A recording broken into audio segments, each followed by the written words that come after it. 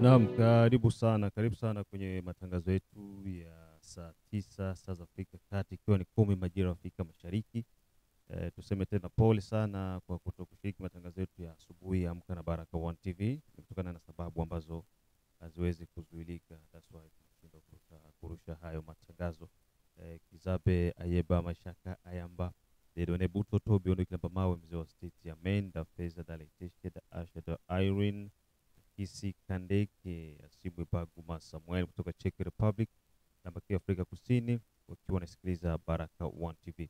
Ndugu zangu, nitawagusia tena hali ambayo iko Kamituga. Niko na watu Kamituga na tulipiga story fupi tu. Maelezo yalikuwa kama yafuatayo. Nitakupa nafasi uweze kusikiliza nini ambacho kimejiri Kamituga. Na sasa hivi wazalendo wameondoka Kamituga, wako pembezoni mwa Kamituga. Chanzo kile ambacho tulizungumza jana cha kupigania bibi, kuna kingine pia kimeongezeka. Nianzie hapo. Kisha nitakuja nitakusikilizisha message moja ya mtu muhimu sana DRC, ambayo mikataba yenye Kabila aliweza kusaini, mawaziri wa Kabila waliweza kusaini juu ya security ya Kongo. Inasikitisha sana. Inasikitisha sana kusikia ujumbe kama huo wa mwezi wa tano tarehe 12, 2012. Hizi taarifa ni taarifa ambazo zinatia huzuni sana. Jinsi Kabila alikuwa na sinye mikataba na Rwanda. Rwanda iko na access ya kulinda frontiere zetu zote kenda. Basoda ya Rwanda bondo wako nalinda ma frontiere zetu. Vikosi vya renseignement ya Rwanda vikuwe vinapata taarifa na vinaingia Mkongo saa zote zile banajisikia na kutoka, na wanapata habari zetu za jinsi nchi iko inaendelea. Na hivyo yote Hippolyte Kanambe alisinye, alituma mawaziri wake waende wasinye. Unaona? Nchi iko na sinye security ya nchi na nchi nyingine, ndio iko inasione ma frontiere zake. Ni hatari sana. Kwamba nchi hii ilikuwa sehemu moja hatarishi sana, lakini watu kuelewa walikuwa hawaelewi. Kwa sasa hivi nafikiri tutaelewa. Tutaenda kuelewa na tunaanza kuelewa. Na niseme sisi wamoja tushaelewa kitambo gisi nchi ilikuwa, gisi nchi iko na tuko tunaenda wapi. Kwa hiyo hatuwezi kumpa nafasi adui. Karibuni sana na tuungane wote pamoja. Tuanze na hili swala la Kamituga. Kamituga iko mu mikono ya FRDC na wazalendo. Wazalendo walileta mambo ambayo hayaeleweki. Kuna kamanda kikundi cha wazalendo cha kamanda ambaye anaitwa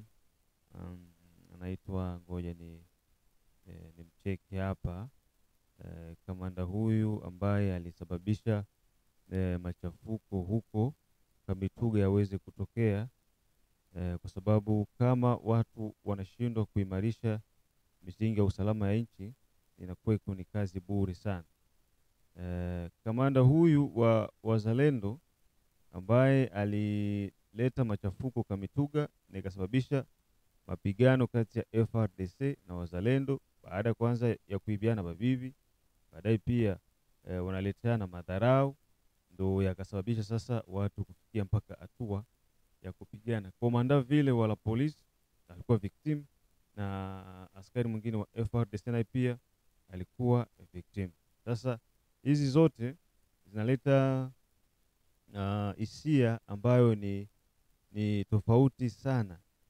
Na hizi hisia tofauti sana zinafanya mpaka watu waanze kupoteza imani kwa wazalendo.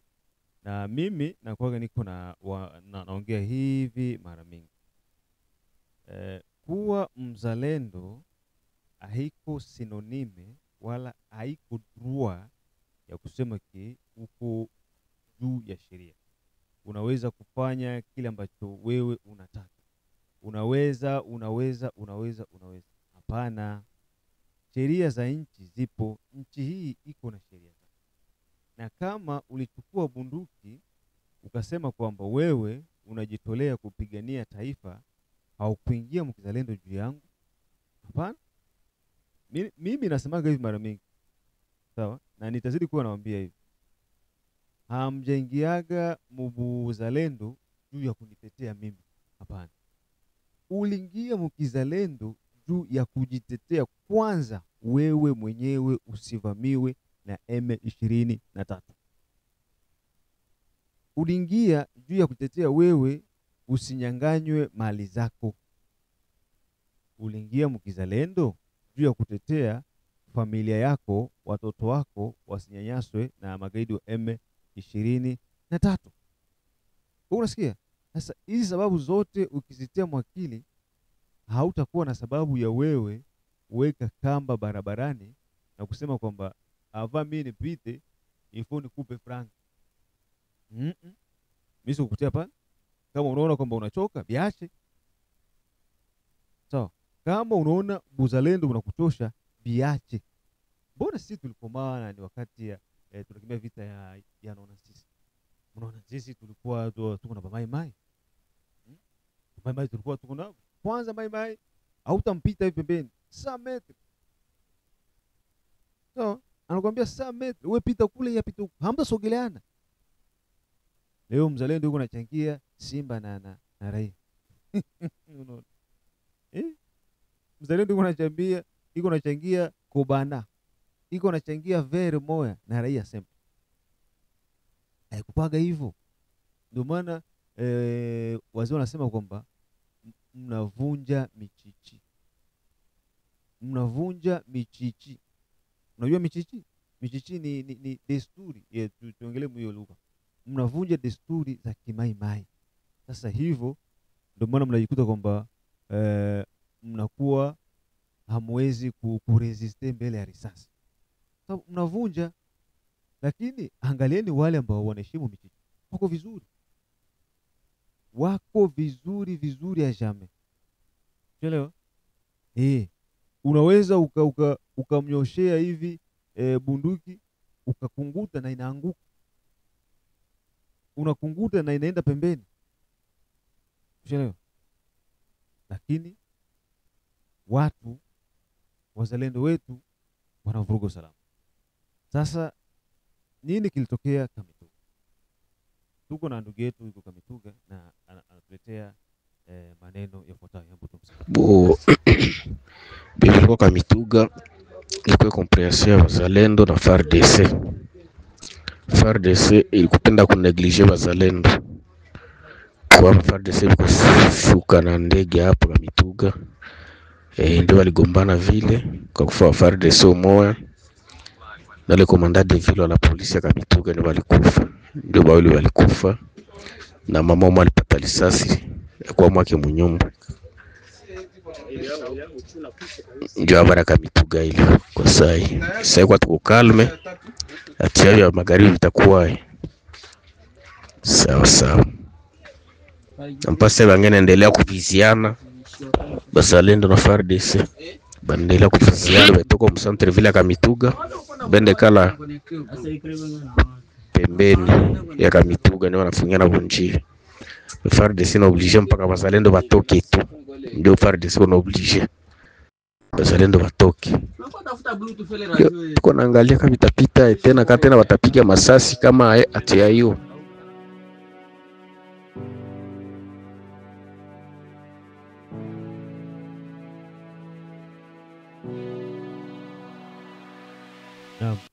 Nafikiri tumeweza kumsikiliza huyo ndugu yetu kutoka Kamituga. Mazingira yenye ilitokea Kamituga ndio hiyo. Kwa hiyo hapo mimi siwezi ongelea vingine vya ajabu sana, lakini kwa yeye mwenyewe mwenye kuwa Kamituga ndio anatupa hizo taarifa. Na sasa hivi wazalendo wako uzalantu ya Kamituga. Na kule kwenye biko ba FARDC wanasema hawatabakia pale. Iko batoke tu bakae mbali na Kamituga. Kisha sasa bataanza kuintoxicate raia kusema ba FARDC wanataka waingize ba M23 Wanataka waingize ba M23. Waingize ba M23 aye wakati wewe peke unashindwa kusekurize ba population. Sisi hatuna shida na wazalendo. Na sisi ndio watu ambao tunawasimamia wazalendo. Si Baraka One TV. Tunasupport wazalendo kwa asilimia kubwa sana.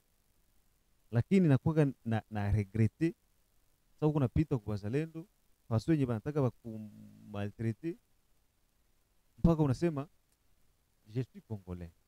Tuwezi kuwa na panic.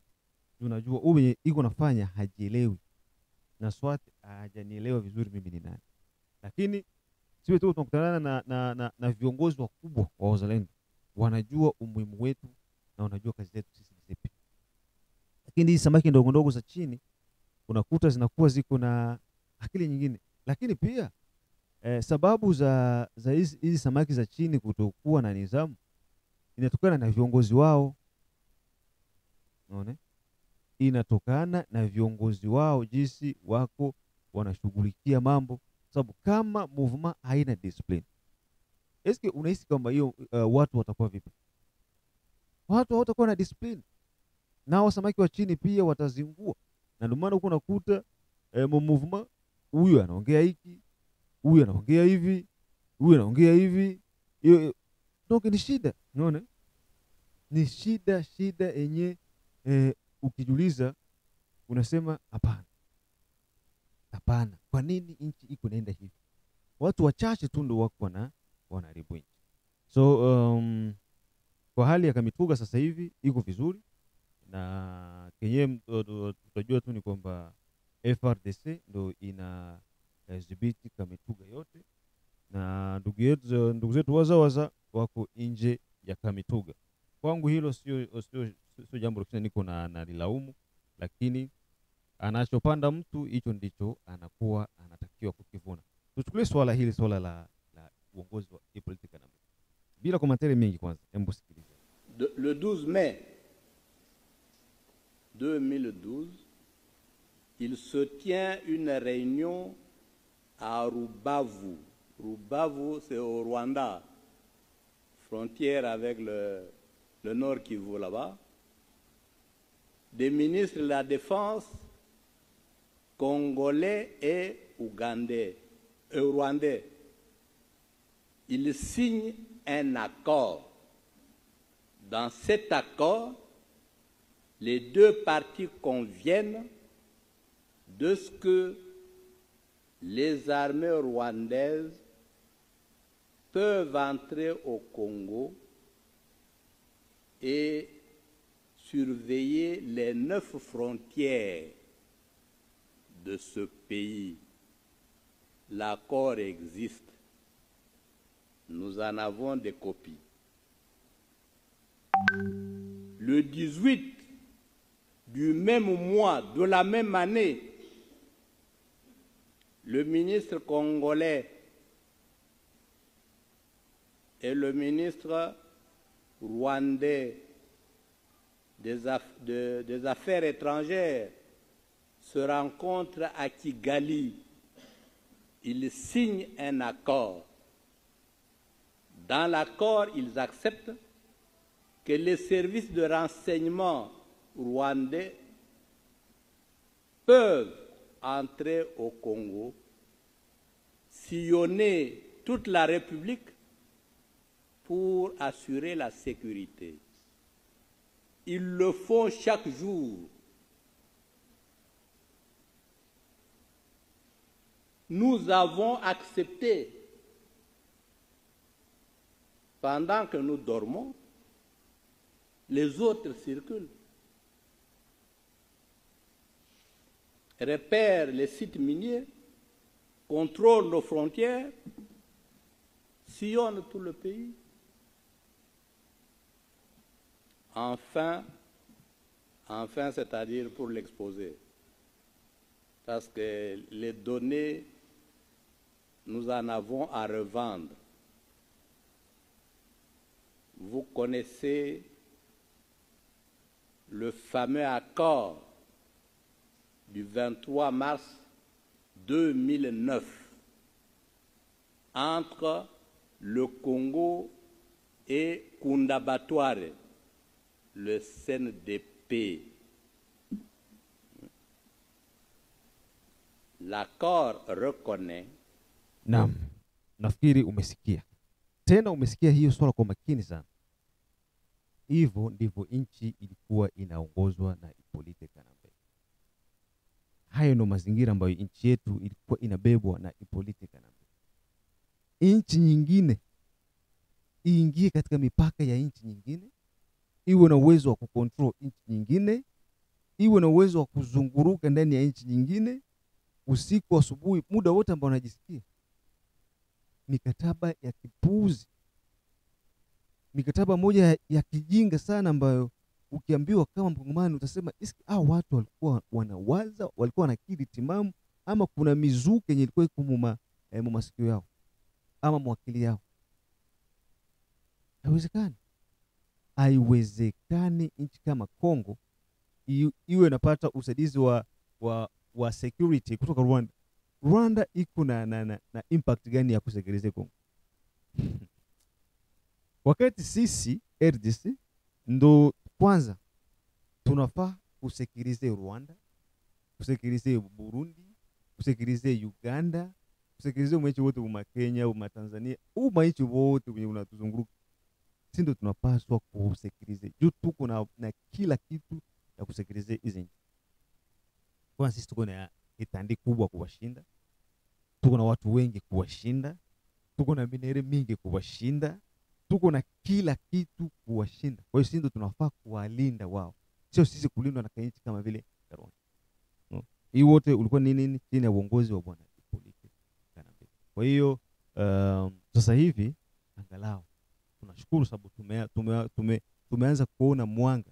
Tunaona mwanga kwenye tulikuwa na kutoka tunaenda, tunasema kumbe nchi ilikuwa iko pabaya. Asante sana kwa wote ambao mnatusikiliza. Tuishie kwanza hapo, mengine tukutane saa 12 kwenye mitazamo yetu. Mimi ni ndugu yako the one and only Town DJP. Ciao ciao.